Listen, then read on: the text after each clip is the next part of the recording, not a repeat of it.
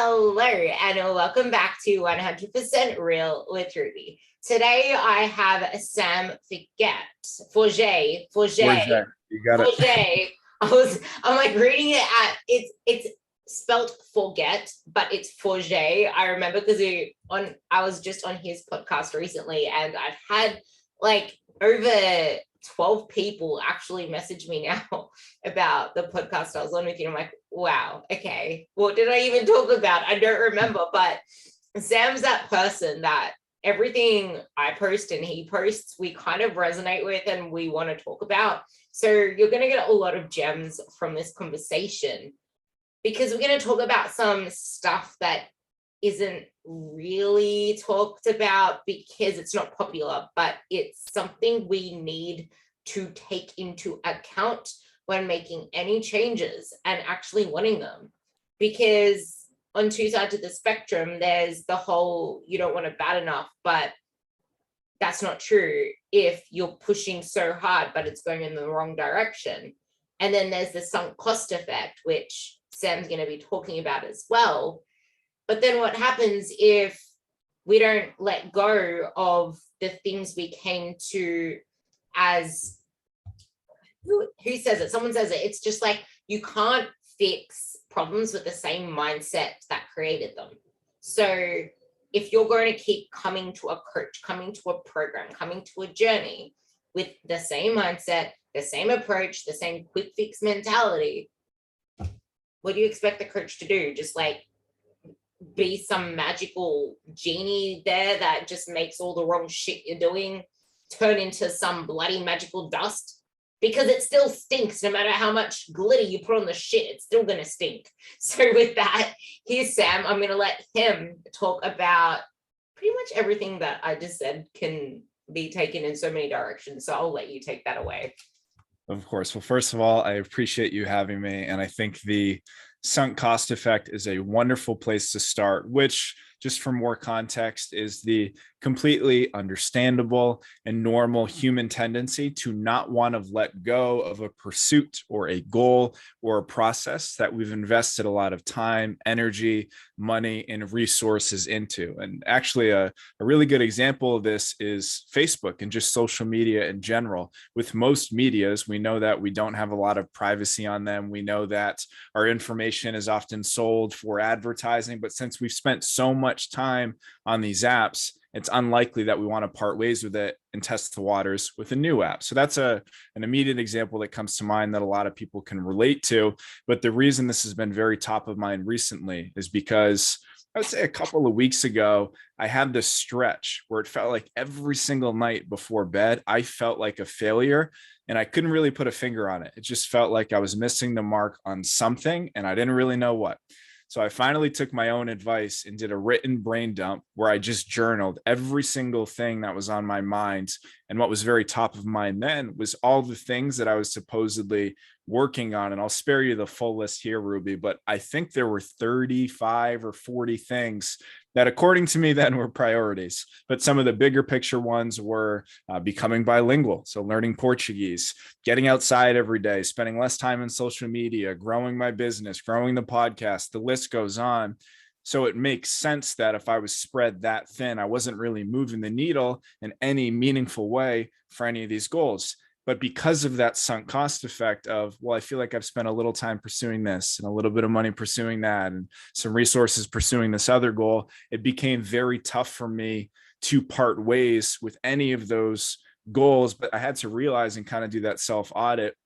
The more time I didn't, there's actually a bigger cost of not parting ways with a goal or process or something that isn't really going well, something that's not really making you feel good, that dramatically outweighs that initial sunk costs. So I took that initial list of, say, 35 goals or whatever it was, and narrowed it down to, I believe, 3 or 4 things that I wrote down that were my priorities every single day that I focused on. And again, it was difficult to let go of that other stuff because I didn't want to feel like I wasted my time pursuing them. But the alternative, which is barely moving the needle on anything and wasting even more time, was obviously far worse.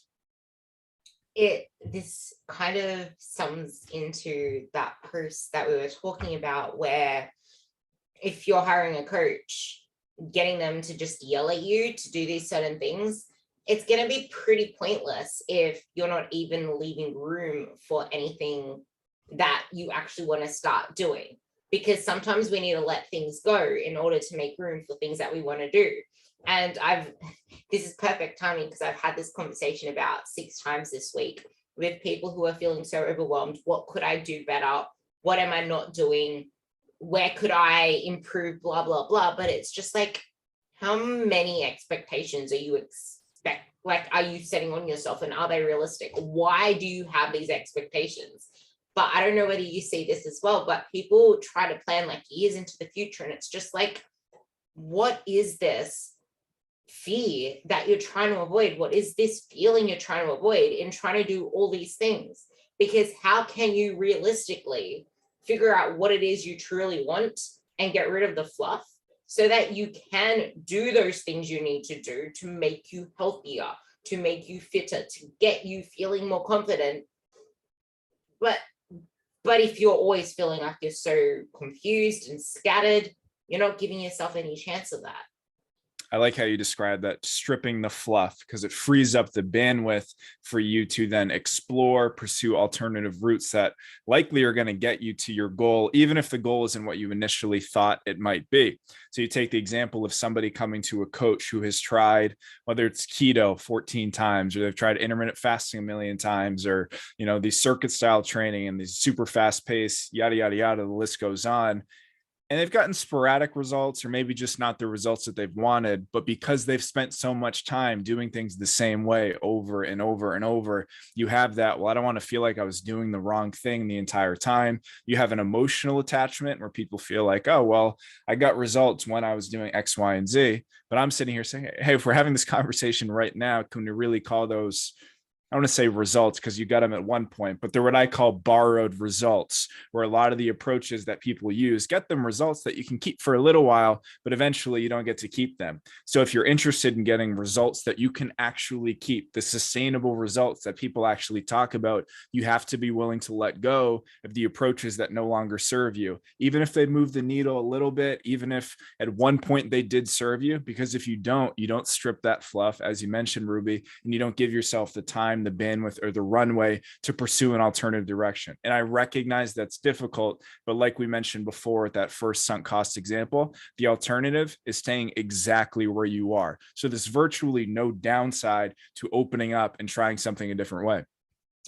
The cost of inaction, and this is something that I've been talking about a lot as well in my own stories, like, you need, as uncomfortable as it is, you need to get really freaking clear on the cost of not acting. And it's not like, people think that cost is just related to money, but think about the mental stress, the emotional stress. How about the fact that you don't actually enjoy food when you're eating out with your family because you're always feeling guilty? You hate how you feel in your skin.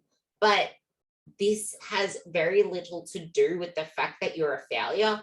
It's just the fact that you've been chasing the wrong things. And like I put up in my post recently, it's not that there are bullshit coaches out there, and it's not that there are bullshit programs out there.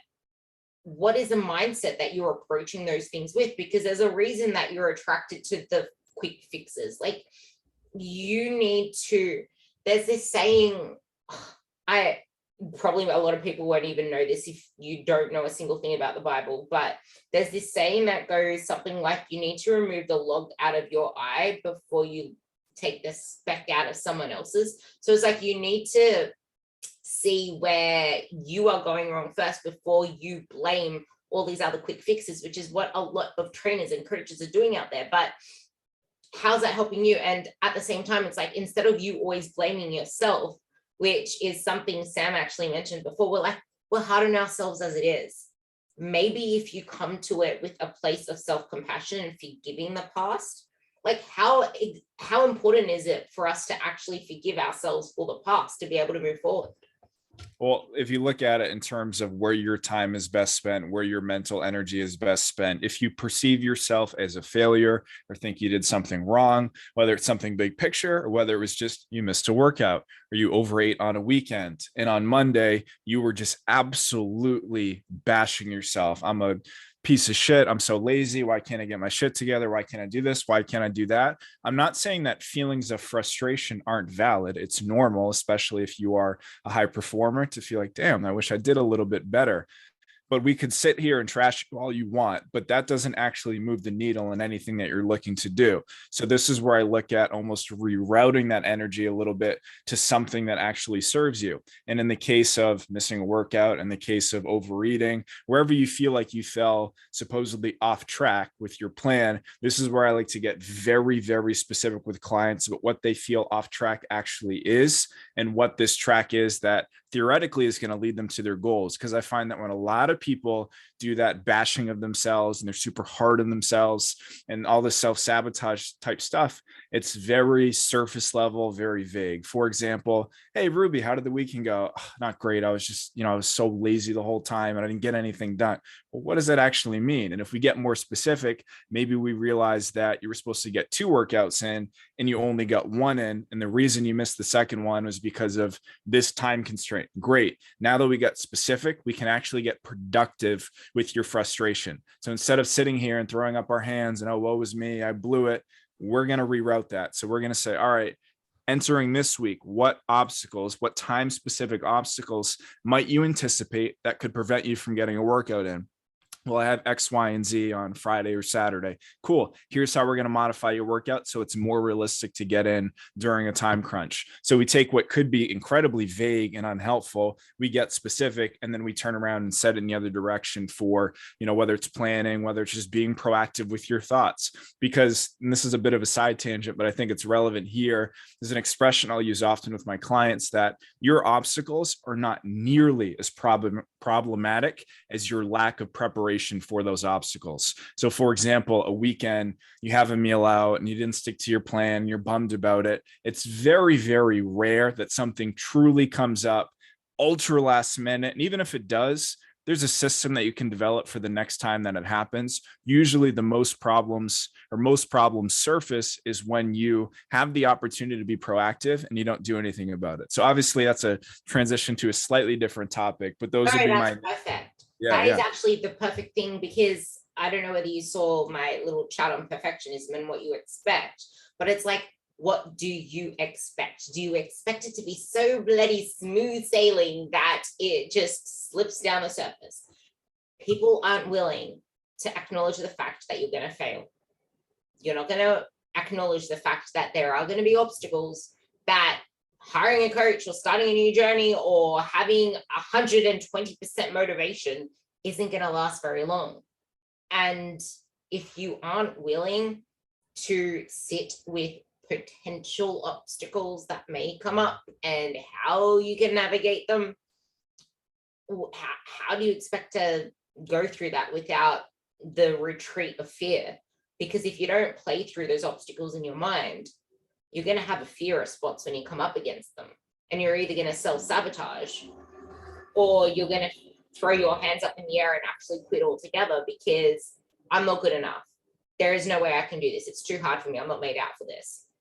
But the question to what you just said is, where you said what is off track, how do you navigate penetrating through the surface and actually getting them to go into more detail? Because a lot of people don't want to do that. It's important to actually get the detail out, because that's where you gain control and that's where you take ownership. But no one likes taking ownership of that. Oh, absolutely. And I find that the reason that most people don't like taking that full ownership and getting specific and diving a little bit deeper is because they have been conditioned, whether it's through diet culture, whether it's through mainstream media, whether it's through bad coaching experiences or programs that they've had in the past, to associate, say, drinking on a Saturday night or having a donut on a Sunday morning with being inherently off track. So when you're able to have a more open conversation and say, hey, Ruby, how'd the weekend go? Oh, not great. I went super off track yesterday. Well, what happened? Well, I had a donut. Did you still hit your protein goal? Yeah. Did you still get your workout in? Yeah. It sounds pretty on track to me. In fact, a track that doesn't allow for all of these perfectly human moments and these fun splurges and this built-in flexibility is not a track that I would encourage you to go down at all. And a lot of times when you're telling a client this, it ends up being this light bulb moment. What do you mean? That wasn't bad. You're not going to, back to the post I put up about that very authoritative coach that might yell at somebody, or at least via email, like, hey, you shouldn't have done that, you need to hit your targets. The more, and this certainly takes time. I do want to add this caveat. It's not like a new client will have one conversation with me where I say, oh, no, it's totally okay that you ordered fries. Don't worry about it. And they go, oh, okay, all is well in the world. It takes ongoing reinforcement and support. And most importantly, no judgment or no bias from both myself and the client. So obviously, this is a big language thing, looking at how they're describing the way that they approached, bringing to their attention so they know what to look for throughout the week on their own, because it's not like you're going to be talking 24/7. And then once you have a better feel for that stuff, you can almost undo that conditioning and start to redo a different type of conditioning or reroute again to a place where they don't associate these perfectly human moments as being off track. Because then when they do that, they don't have that anxiety and that guilt and that fear surrounding having an honest conversation about how things went. It's just data. It's, oh, this is what happened. Well, here's a potential solution if you don't want that to happen again. That's it. I'm not here to twist the knife, and it doesn't serve you to twist the knife on yourself either. I like that. Like, stop pushing the bullet further into the bullet hole, because it is making it worse for you. And this is something a lot of women struggle with. They beat themselves up before they even start. They feel like they're not worthy. They don't want to talk positive things about them because they already feel like a failure. But how are you supposed to even make any form of progress if every step of the way you're beating yourself up? If every step of the way you're not feeling good enough? And like we said before, if every step of the way you're looking for how you can be better, what more can you do? What more can you add in? Like, it's almost like as soon as people create a little bit of space, all of a sudden they're flooding it with stuff again. They don't leave the space there. But you said a word that I say all the time, and that's data. Data, data, data. Everything is data. Stop self-judging. I had a conversation with someone yesterday who has like literally already completely changed the way that he approaches food. And he stayed with a friend who's an alcoholic, and he usually drinks a lot of beer. And my client said, I'm not having alcohol, thank you. And he kept saying that, and he didn't have any. But then 2 days later, he's finally back home because he made it home, and he's like, but I can't do a workout today. I only just got home. So I'm just going to have to start it all over tomorrow. And I'm like, huh? Watch the language you use with yourself, mate. Like, you can't just berate yourself for everything that you're not doing. And then he says to me, I pretty much said it like that because it's like, I am actually hard on people being hard on themselves, because you need to actually have a joke out of the fact that you are being such a dick to yourself. Stop being a dick to yourself. I want you to bring in more client examples of this as well, because I feel a lot of people can relate to clients, which is why I'm bringing up this example too. Because then what he said to me was, yeah, well, I'm just so used to this whole working hard thing. And I'm like, yeah, well, you are working pretty damn hard to me, because you've already changed a lot of things. So maybe you can think of some examples as well that can help people see how this is not serving them. Like, someone completely just said no to alcohol when he usually has 10 beers like a couple of times a week, and he usually eats fried food, and this whole time it's just been whole foods, a lot of protein. And he sent me photos of tuna, veggies, salads. Oh, but I have to start all over tomorrow because I couldn't work out today. Like, do you see the ridiculousness of the way that we speak to ourselves? And we don't realize it until we see someone else do it. And what I find really fascinating about that is, historically speaking, when I look at conversations that I've had with, whether it's just clients or people in general, the people that are most verbally, emotionally hard on themselves are also generally the people who are least receptive to the idea that they are in fact being hard on themselves. So when somebody says, oh, I blew it, I did this, I did that, and they're labeling themselves and they're super harsh. Those are the people that when I say, hey, we need to watch the way you talk about yourself, they go, oh yeah, you know what I mean, it's not a big deal.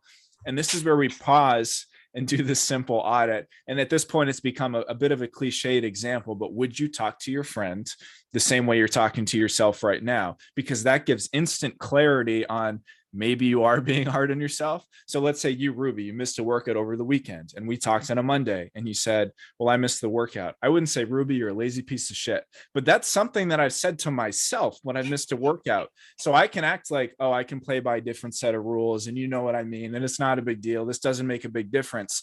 But imagine what that might do to you psychologically, emotionally. If I'm sitting here as your friend saying you're this, you're that, like that weighs on you, that discourages you.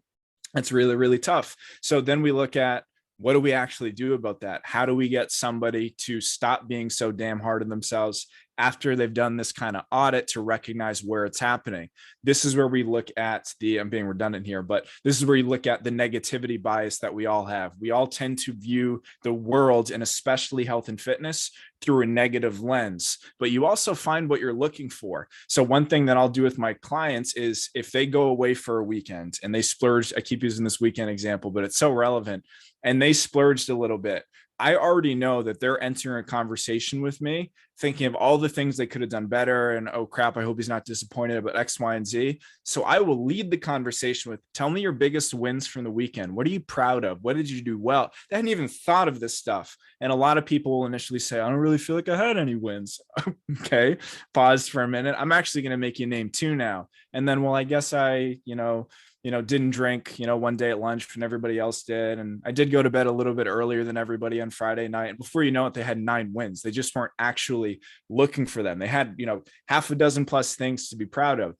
So from an action step perspective, even if you're not working with a coach who's prompting you to do this, I do think there's tremendous upside to some form of journaling, some sort of reminder that's going off on your phone that is encouraging you to do the same thing, to look actually in the mornings is really helpful, because then you look at the world through that lens of, what am I doing well? What could I be proud of? Whereas at the end of the day, you may focus a little bit more on the negative stuff. And I think this also solves the issue for a lot of people of, you'll hear the recommendation, journal and get your thoughts out a lot, but most people don't know what the hell to journal. So maybe at the beginning of the day, you would write, well, today might be a win if I did X, Y, and Z. And at the end of the day, you would say, well, I'm proud I did this. And this didn't go perfectly according to plan, but I'm going to talk to myself the way I would talk to a friend and say, it didn't go perfectly according to plan, but I also got this done. And that's something to get really excited about. And it's also about figuring out how you could have approached it better next time. Because something I was also thinking of I'll actually give another example to that before I talk about that. I had it's not just what you did well, fitness and nutrition wise. Like, I had a conversation with a girl yesterday and I'm like, how are you going? And then she replies and goes, well, I'm pretty mad at myself. I didn't go to the gym. And then my response was, okay, so what is a big win from today? She's like, actually, no, I'm like, what went well today? And she's like, I got to spend time with my kid. Don't really get to do that much. I'm like, oh, what did you do? We watched a movie. We don't get to chill out and watch movies that often. Like, this is a win. Let's actually do this a lot more. This is adding to your life, and this is going to help make you see that fitness and what you do with your food can fit into life, and it's going to give you more of a purpose because you want to show up better for your kid and you want to be more present without always thinking about food, about your body, about hating how you feel in your skin. Because this stuff, this transformation stuff, is about you transforming your whole life. But back to that other example, it's like, you can't just keep shrugging off weekends and shrugging off nights of binging or splurging or whatever it is and say, well, I'm back on track today. Because how often are you going to do that? And then you wonder why you're not at the goal that you want to be at. You need to actually reflect on it and not just shrug it off. Why did it go wrong? Who was around you? What environment were you in? How often does it happen? You need to actually dig into everything around that event to make it less impactful next time if it's something that's going to keep occurring. Because consistency requires you showing up more often than you don't. But if something that big happens regularly, it is going to set you back, and then you're going to wonder why you're not here, why you're not there. You're going to feel like a failure. It all comes back to the conversation we had before about getting uncomfortable with ourselves. I'm glad you brought up the shrugging off the weekends concept, because I think that almost single-handedly in a lot of cases holds so many people back from making progress, because they're not willing to face the data or the decision makings, which obviously starts with a very non-judgmental, unbiased assessment, right, that we just mentioned. But from there, we have to keep in mind that Saturday and Sunday alone is about 28% of your entire week. If we add a Friday night out to this calculation, Friday night to Sunday night is 33% of your week. Imagine if I was your financial advisor and you came to me and said, Sam, I should probably keep a budget. I'm in debt and I want to get out of it. And I said, okay, that's great. And you start off the month strong and you're keeping your budget. But then with 10 days left to go in the month, 1/3 of the month, you just spend on absolutely whatever you want. And then we meet again on the first of the next month. And I say, hey, what happened the last 10 days? Wasn't my best, but starting fresh this month. We can't just throw away 1/3 of the month and expect you to thrive financially. That would never rationally cross anybody's mind of, yeah, I didn't plan, I didn't budget, I didn't look at any of my expenses, any of my statements, nor do I want to talk about it. But I'm just going to start fresh on the first of the month and expect to get out of debt. And on a much more micro scale, that's exactly what people do on the weekends, whether they don't want to dive back into the things that they feel like didn't go super well. Other common examples would be, I'm going to stop weighing in or stop tracking my progress via measurements via photos the second I have a meal out or don't feel like I'm doing perfectly. Another big one, I tracked and planned all my food all week, but I had an impromptu night out with Ruby and I ate a little bit more than expected. So my Fitness Pal is going to stay in my pocket because I don't know, and nor do I really want to know what's going on. So people tend to shy away from these accountability sources and assuming that, again, there's no guilt in place, there's no shame. That is the equivalent of, it's one of the worst things you do. It's the equivalent of taking the last 10 days off from every month, from checking prices, expenses, all that, and then still expecting to do well with your finances. It's just not going to happen. It's something that we need to take into account about zooming out and having, it's really hard when you're on the inside to have that objective view, which I guess is where coaches can come in as well, to be that mirror and to get you to dig deeper, because so many people aren't willing to dig deep enough. And like, people say that tracking is obsessive, but like, you track your finances to stay on track. And what's like, I will always say this, what is more obsessive, you tracking your food or you being so obsessed with the next best diet, spending money on this, spending money on that, feeling like you're hopeless, feeling like a failure, hating who you are in your skin, hating how you feel in clothes, not actually showing up to be your best self, missing out on opportunities. Like, what is more obsessive out of that? Like, the more that you get this, I guess, educational view, the better and easier you find it to then buffer a lot of what you say. But then again, we are emotional beings, we're human beings. So we can know all the right things to do, but still not do it because it innately goes against what we prefer to do because it's comfortable. And whole tangent, but this is actually perfect for you to talk about. Something that we find ourselves uncomfortable to do is to actually eat enough and chase muscle growth, not just chasing burning calories or chasing the feeling of working hard. And this actually is related in a way as well, because it's like we always want this feeling of working hard. How you do one thing is how you do everything. So you feel like because everything needs to feel hard, that's the way that you approach your sessions. So that's the way you approach your nutrition. But you don't realize it's seasons, it's phasic. Absolutely. So if somebody was to go a little bit deeper with their goals and list them on a piece of paper, I want this to be different in my life, whether it's I want to be stronger, whether it's I want to look more toned and more lean, yada, yada, yada, the list goes on. The vast majority of those goals would actually, I want to have more energy. I want to have more social flexibility. I want a better relationship with food. I want better recovery, better sleep. This whole thing, I could go on and on. Most of those goals are actually best served pursuing a muscle growth goal compared to a fat loss goal. And that's not to say there's not a time and place for fat loss. It's what I specialize in. I know you do a tremendous amount of that, the transformation work, but that's a small piece of this overall pie of the transformation process. So if you keep doing the things that you've always done and you expect to move the needle on all those other goals, that's not a reasonable expectation. And if somebody, and this goes back to the educational component and looking at the data and looking at kind of the X and O's that I think sometimes coaches feel like they don't want to bore clients with. But I forget where I got this expression that education drives adherence. If I just tell somebody, hey, you've been dieting too long, you need to take a break, bring your calories up, scale's going to go up, but deal with it. And I don't explain why and what's going on and what the upside is of all this. I'm going to say, hell no. They're just going to find another coach who's going to let, quote unquote, let them diet and do, 1,000 calories, no carbs, this, that, the other. Whereas if I say, all right, Ruby, you came to me, I understand that ultimately you want to kind of tone up a little bit more, and we'll hear that all the time.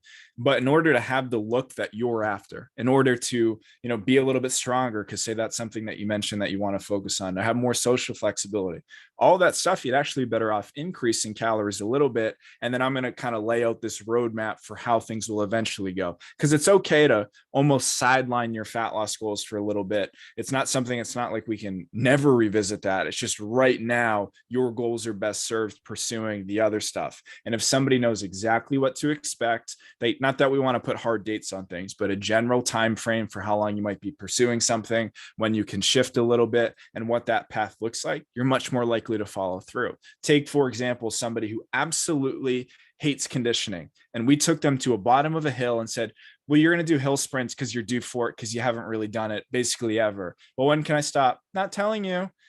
They're not going to want to go hard. They're not going to run up that hill because they don't know exactly what to expect. Whereas if I say, okay, you're going to run halfway up the hill to that telephone pole, you're going to rest for 2.5 minutes, then you're going to sprint all the way to the top, you'll walk back down, and then here's how we do the cool down. Okay, I can get behind that. I know what comes next. And for a lot of people, I think the idea of increasing calories, actually eating enough, fueling your body, building muscle is never something they've really thought about before. What do you mean I want the scale to actually go up a little bit? I'm not going to do anything about it. So when there's more education behind that, more specificity, and it becomes less of this ambiguous, scary kind of concept, and people fully appreciate through education the upside of doing it, then they're willing to be temporarily uncomfortable, but far less uncomfortable than being in the state of constantly trying to diet and kind of run themselves into the ground forever.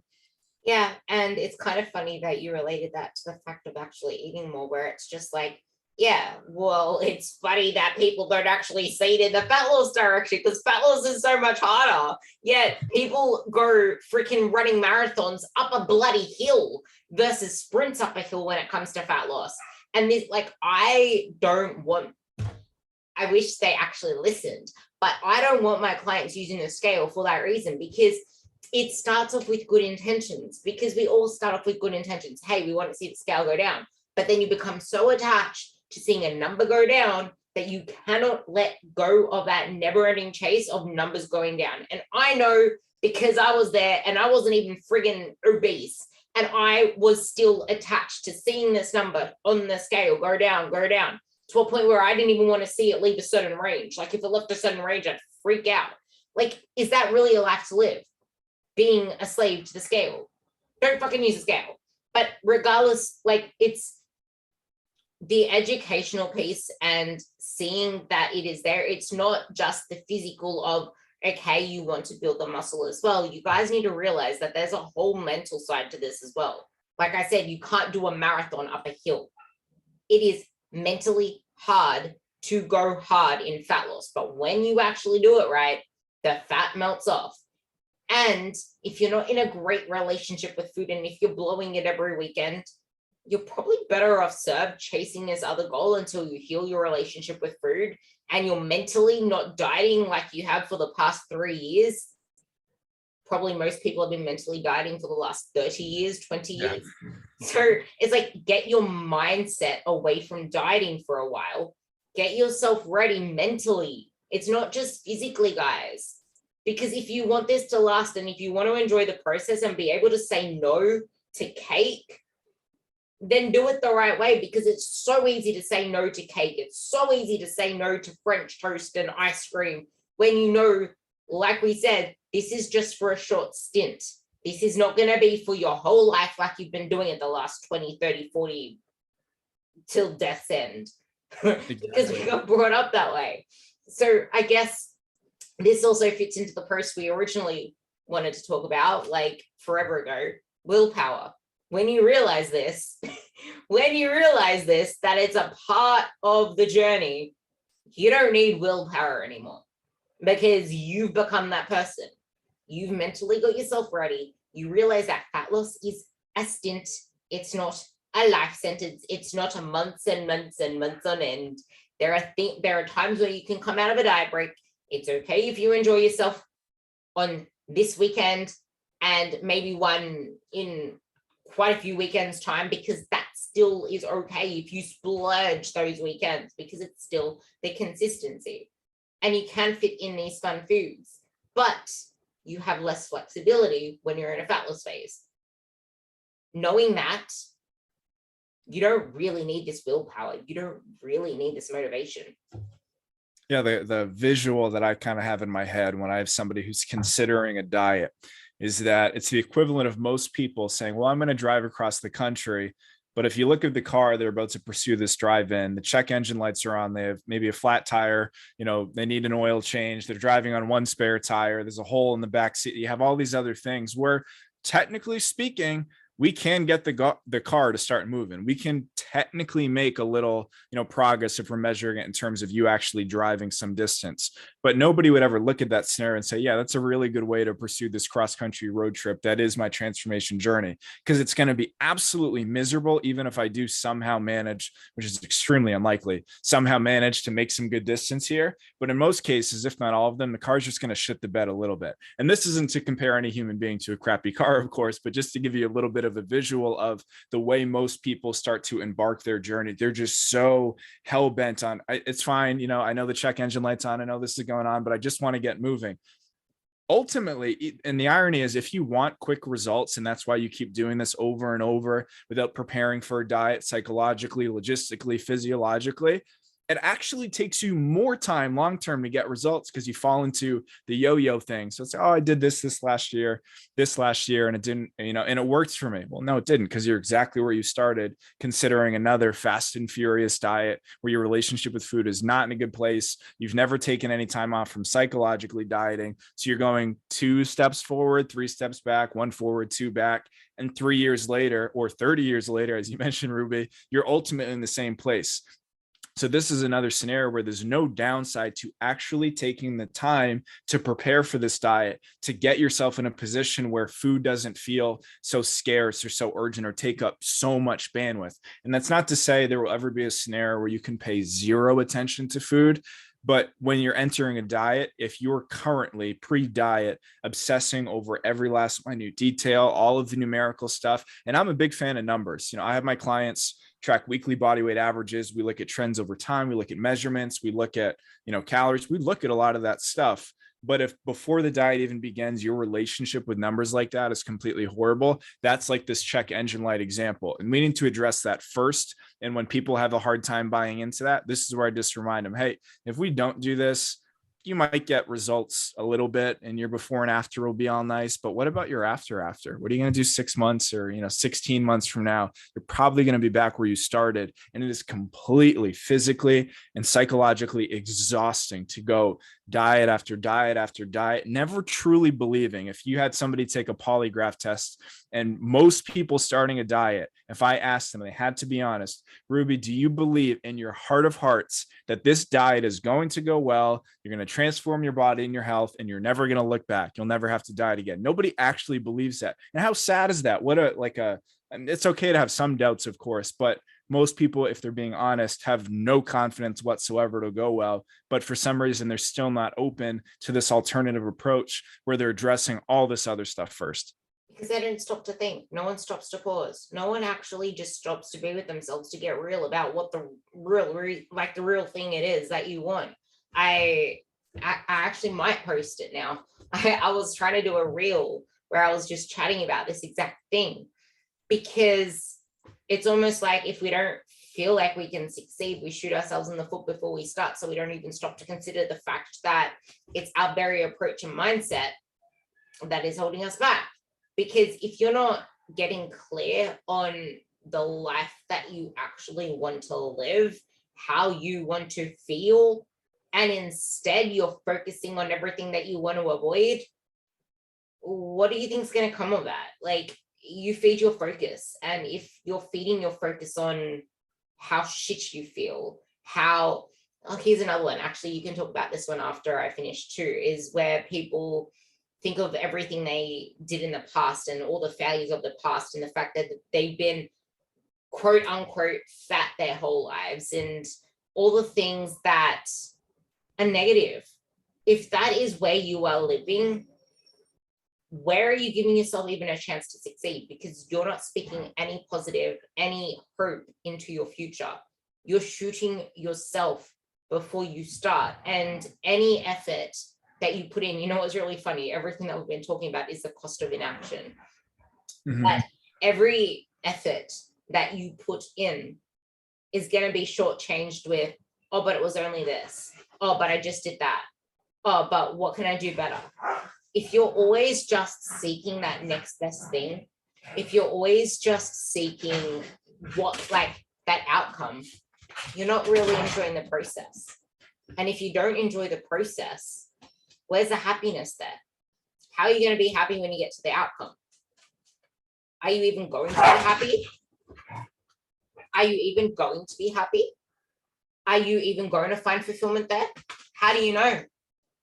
Because I can sure as hell tell you, oh, this is what I've been wanting to talk about for ages. Okay, you're hearing it here first. Okay, think of it this way. You have a wedding planned. You're getting so prepped up for the wedding. The wedding is going to be this fantabulous thing that you put so much effort into.